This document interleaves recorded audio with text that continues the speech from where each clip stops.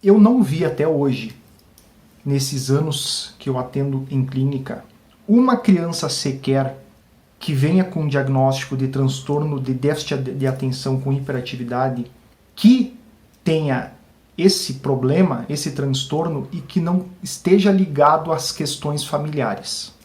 Pessoal, eu vou admitir uma dificuldade que eu tenho, e eu não sei se os colegas que trabalham com psicoterapia também têm.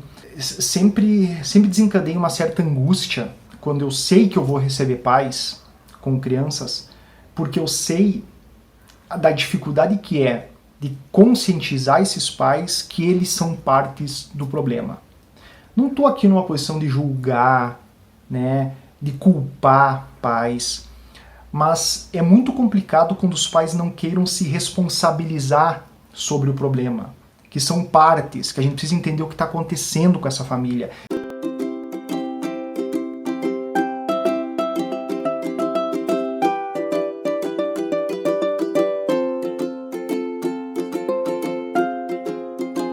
Para quem não me conhece, meu nome é Rodrigo, sou psicólogo, especialista em psicologia clínica, e aqui eu falo sempre sobre comportamento humano, sobre psicanálise, sobre problemas mentais, sobre transtornos mentais, sobre terapia. Hoje eu quero abordar com vocês um tema que me é muito caro, um tema que é muito difícil, um tema complexo, e que eu gostaria de debater com vocês um pouquinho hoje. Vocês já ouviram falar, pessoal, sobre TDAH? Vocês já ouviram falar sobre TDAH, essa sigla? Então, pessoal, eu vou explicar um pouquinho. O TDAH é o transtorno de déficit de atenção com hiperatividade. Esse é um transtorno muito comum encontrado em crianças. Recebo muitas crianças na clínica todos os dias com esse tipo de diagnóstico. Tá? É um diagnóstico que se caracteriza pela dificuldade, como o nome já diz, pela dificuldade que a criança tem de se concentrar, né? Juntamente com uma hiperatividade, com uma impulsividade, né? A criança fica com muita dificuldade de se controlar, a criança fica com muita dificuldade de poder se conter, né? Ela está sempre com muita energia, com muita demanda interna, ela não consegue parar quieta, né? E ela tem muita dificuldade de se concentrar nas tarefas. Esse é o principal, digamos assim, o principal meio do transtorno funcionar e aparecer na criança. Pessoal, eu vou me ater aqui aos aspectos comportamentais da doença. Tá? Muitas vezes, muitos desses diagnósticos são dados por profissionais da saúde, colegas, psiquiatras, que têm uma visão mais fisiológica, mais neurológica, e que vai abordar o transtorno a partir sempre de um viés biológico, né? De um viés que tem a ver com as questões neurológicas da criança, com dificuldades no sentido de alguma disfunção mental, alguma disfunção, né, que é reposto através de medicamento, como uma falha da estrutura mental desta criança, né, que seria corrigido através do medicamento, através de alguma substância química, que iria regularizar essa substância e ajudar a criança nesse processo. Pessoal, eu não vi até hoje, nesses anos que eu atendo em clínica, eu não vi até hoje uma criança sequer que venha com um diagnóstico de transtorno de déficit de atenção com hiperatividade, que tenha esse problema, esse transtorno, e que não esteja ligado às questões familiares. Tá? Não encontrei uma criança até hoje. É muito difícil trabalhar com essas crianças, justamente porque normalmente esses pais eles vêm muitas vezes encaminhados por psiquiatras, né, por psicopedagogas, e vêm encaminhados no sentido de se ausentar do problema, como se o problema não tivesse a ver com os pais, como se o problema tivesse vindo, né, através de alguma dificuldade fisiológica dessa criança, e que ela não se explicasse, ou se explicasse através de alguma disfunção em algum setor, digamos assim, do psiquismo dessa criança. E na minha história, na minha experiência clínica, eu nunca vi uma criança que não tenha tido dificuldades relacionais no ambiente, na família, e que esteja reagindo frente a esse ambiente através de sintomas. Normalmente, as crianças que são diagnosticadas com esse transtorno, elas trazem junto com elas uma reação ao ambiente hostil em que elas vivem ou viveram. Tá? Normalmente se encontra como padrão de comportamento nessas famílias pais ausentes, normalmente se encontra nessas famílias falta de limites, muitas vezes se encontra nessas famílias um ambiente agressivo, repressivo, um ambiente que passa o tempo todo exigindo da criança muito mais daquilo do que ela é capaz de fornecer. Em suma, resumindo, muitas vezes esse ambiente não respeita a singularidade dessa criança. E a criança reage de um modo impulsivo, de um modo desfocado, de um modo hiperativo, como reação frente a esse ambiente que não respeita o seu modo de ser. É muito preocupante porque essa visão ela dificilmente é trabalhada nos outros setores dos profissionais da saúde, né? É sempre fechado, um diagnóstico fechado, que dá uma explicação simples, né? uma explicação muito reducionista, né? sobre o transtorno, e que não dá abertura para os pais refletirem e pensarem. Pessoal, eu vou admitir uma dificuldade que eu tenho, e eu não sei se os colegas que trabalham com psicoterapia também têm, que sempre desencadeia uma certa angústia quando eu sei que eu vou receber pais com crianças, porque eu sei da dificuldade que é de conscientizar esses pais que eles são partes do problema.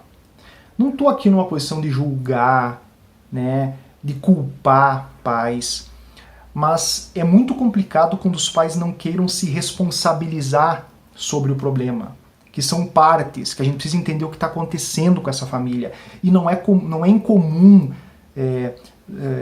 perceber nessas famílias brigas, pais que se desrespeitam, filhos que estão acostumados a conviver com violência, a conviver com situações as mais hostis possíveis dentro do meio familiar. Né? E os pais vêm para a terapia muitas vezes numa posição defensiva. E o trabalho que isso fornece para nós profissionais que está ali é absurdo, é enorme, porque a gente tem que tentar conscientizar, a gente tem que tentar com toda a cautela fazer com que esses pais possam analisar o seu comportamento, e os pais não querem analisar o seu comportamento. E isso mostra muito, pessoal. Isso mostra muito porque o simples fato de vir para a terapia achando que o problema está fora e que o psicólogo vai resolver o problema, já mostra o quanto esses pais não estão focados, não estão atentos, não estão motivados para poder ajudar o filho, não estão focados no filho, né? Eles se veem sempre como ausentes dos problemas, ou seja, eles não estão ali, não estão inseridos, né? Não estão imersos na criação dos filhos, não estão imersos, né?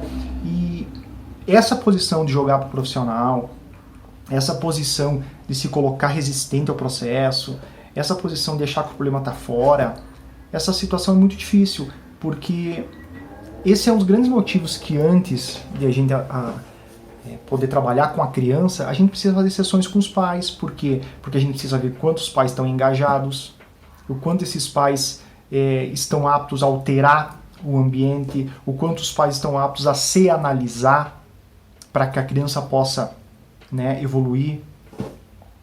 Tem um teórico da psicologia, da psicanálise, que ela diz, né? Não adianta eu curar a picada se eu não matar o mosquito. Não adianta eu trabalhar com a criança, né, se o mosquito vai continuar picando, se os pais vão continuar afetando essa criança. Então, se os pais não estiverem aptos a poder se trabalhar, muitas vezes o trabalho é com os pais e não com a criança, muitas vezes os pais acabam ficando em terapia e a mudança do comportamento dos pais acaba refletindo na criança, e muitas vezes a criança nem precisa vir, porque essas alterações no ambiente conseguem se efetivar e a criança consegue ficar bem, consegue vir a evoluir, né? Esse comportamento impulsivo começa a parar, né? A criança começa a ser respeitada, a criança começa a ser cuidada devidamente, né? E aí começa a se estabilizar, a se equilibrar na criança. Claro, pessoal, não vou ignorar que possam existir realmente e que existam transtornos do déficit de atenção com hiperatividade que sejam neuronais, biológicos e que não possam não ter a ver com essa questão familiar. E aí a gente entra num problema que muitos desses diagnósticos são realmente equivocados, que é tratado com hiperatividade, e esse é um outro problema, crianças que muitas vezes não têm esse problema, que muitas vezes são dificuldades no ambiente, são reações da criança com sintomas tentando desmascarar o ambiente que ela vive. Então muitas vezes, na maioria das vezes, tem a ver com o ambiente relacional e não significa. E aí a gente questiona até o diagnóstico. Afinal, o que é um diagnóstico de TDAH? É um diagnóstico simplesmente porque a criança está desfocada e está hiperativa, que pode denunciar problemas familiares? Ou o diagnóstico do TDAH realmente tem a ver com as questões neurológicas? Somente isso é TDAH, né? Quando realmente há uma posição biológica, neurológica, né, para esse transtorno. Aí é um outro questionamento que a gente faz e em outro momento a gente poderia falar sobre isso. Mas essa angústia, pessoal, essa dificuldade que o profissional tem de trabalhar com esses pais, e não é só com esses pais, muitas vezes em outros comportamentos clínicos, com outras pessoas também, essa resistência de não se ver parte do processo é muito difícil, é muito angustiante.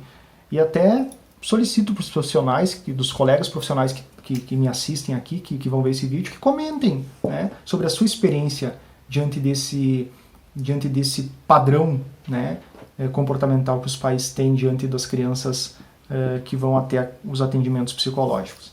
Certo, pessoal? O vídeo ficou um pouquinho longo, mas se faz necessário porque é um assunto bastante complexo e difícil.